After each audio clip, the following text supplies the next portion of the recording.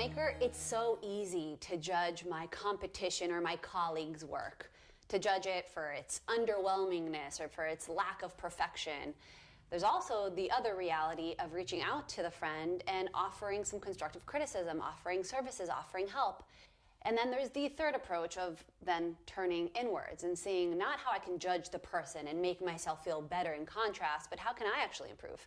How can I look at what is in front of me that might seem underwhelming, and instead of judging it, which feels so nice in the moment, instead of enjoying that judgy energy, turning it around, turning it into a constructive sort of energy for myself and ideally for my colleague or my competition or the other person. All of that sounds really exciting for me to figure out how to do, and it's something that I've been getting better at, especially out in Los Angeles in a very competitive field. And again, with social media out there, and all we're seeing is competition, seemingly, right? So how do we not relish in the judging?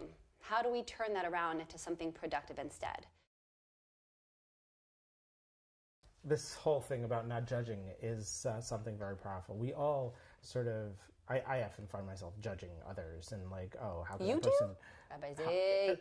At least in my mind, you know, it's my conversation I have with myself. Oh, how could that person do that? And why would that person do that? And look, that person's doing this and that and so on. And why would they post that on social media or whatever it is? And then I have to catch myself. Just because it goes on in my mind doesn't, as long as it doesn't actually get verbalized, is the most critical point. But it reminds me of a story from the Chafetz Chaim, one of the great Jewish leaders of the previous century, who was once asked by a student of his for guidance because he was offered a position, a rabbinical position in the community.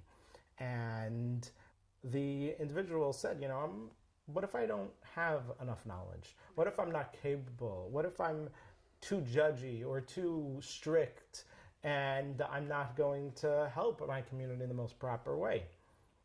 To which the Chafetz Chaim replied, who better to be a leader than someone who is humble, who has the humility, and who's scared of making mistakes? Right.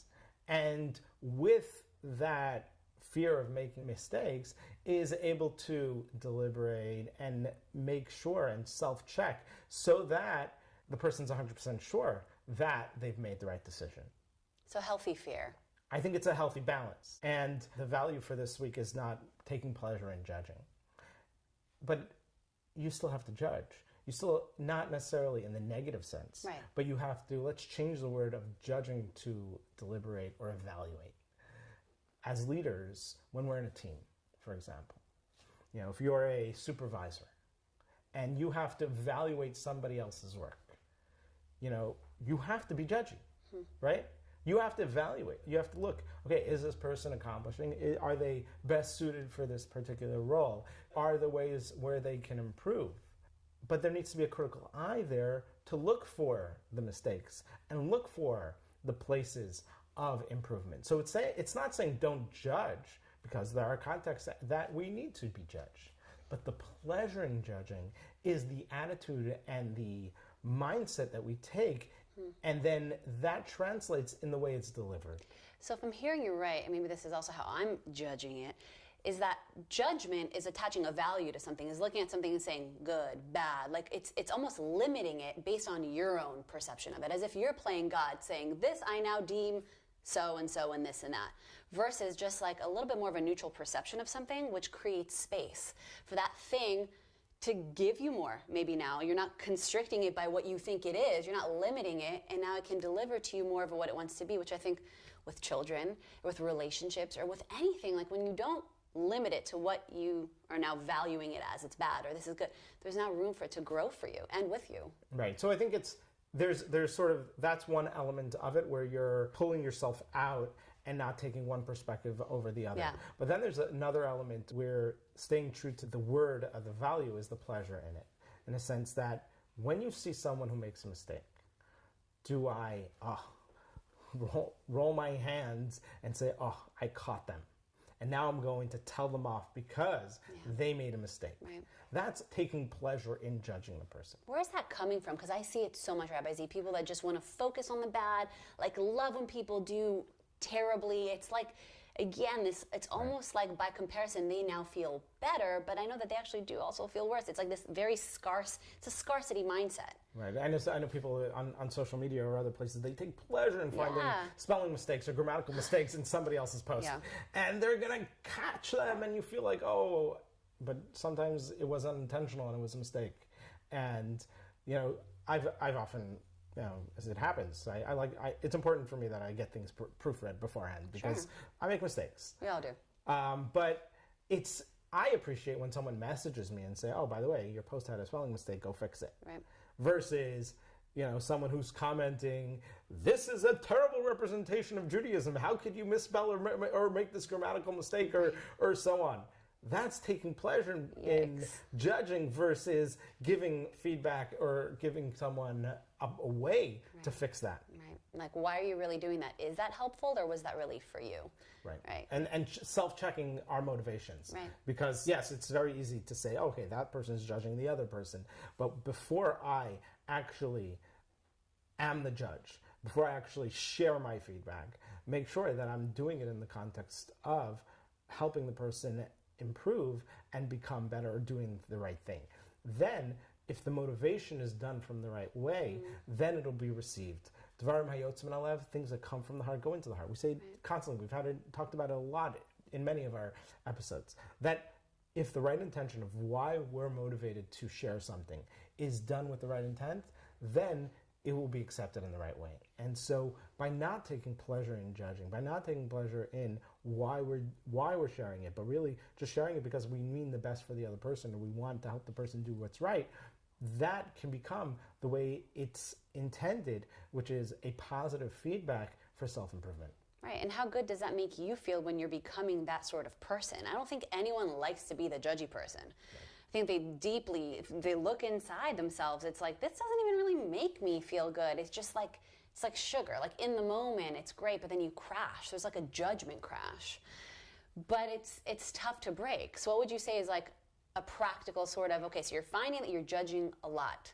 I work with a lot of teens, and I see that often. Like it's just it's a tough thing being a teen, but you're judging constantly. So what can we do to just pull ourselves back a moment before we jump to judge? Well, honestly, we could all use improvement, even myself. I mean, there's always times where we can stop judging and stop ourselves. And I think sometimes it's helping the other person understand that if someone has a tendency to say things, just say it as it is, and it ends up being perceived as being judged, helping a person understand that, honestly, you don't really mean it from a negative perspective.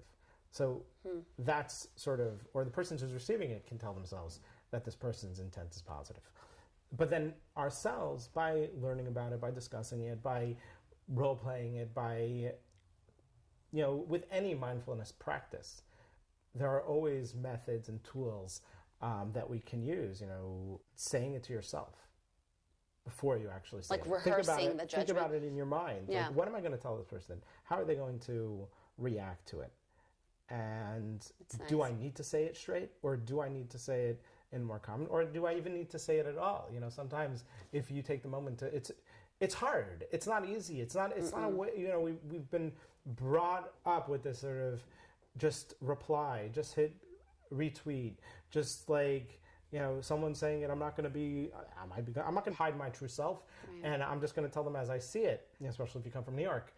But very blunt, right? It's true, it's blunt, but that's also, it can be a little rough and abrasive as well. But at the same time, it's almost like reconditioning. We have to retrain ourselves, and it deserves hard work. Yeah. But when someone has achieved success in that, you can see that those are the people who are successful leaders. Those are the people who create a team and group of people around them, and who will go to the ends of the earth for them. And that type of team is the type of team that will be successful. Oh, it's really inspiring to hear that. That's something I aspire to. Look, I'm Israeli and I'm an East Coaster. I feel like those are the two most like abrasive, categories to put all into one. And I've, in my desire to connect and be raw and real, it's like sometimes has come across as a little bit intense and judgy, and I've had to find ways to be like, hi, so, okay, this is uncomfortable for me to say, and this is coming from a good place, even though it's probably not going to feel this way.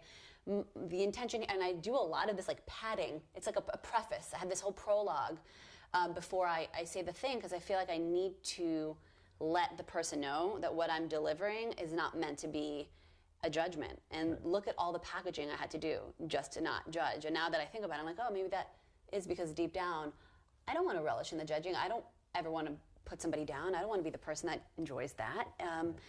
But a part of the process of being a leader and working with other people and having relationships and showing up in the world is communication. And how do you communicate truth without the other person thinking they're being judged? So it's a delicate dance. Right. It's a delicate dance. But if we can all watch Smart Talks and know that it's a value and that we're all aspiring to have these values be intrinsic and be a part of us, then and we can share that language and know that, hey, if I'm saying something to you, you know, at least after a couple years of us working together, that if as blunt as I am and vice versa, that it's coming from love. I hope that you guys know that too. Right. It's all from love. Awesome. So, you know what, we should not take pleasure from judging or being judged, and open this time. We're deep into our episodes, 33, 34, 35.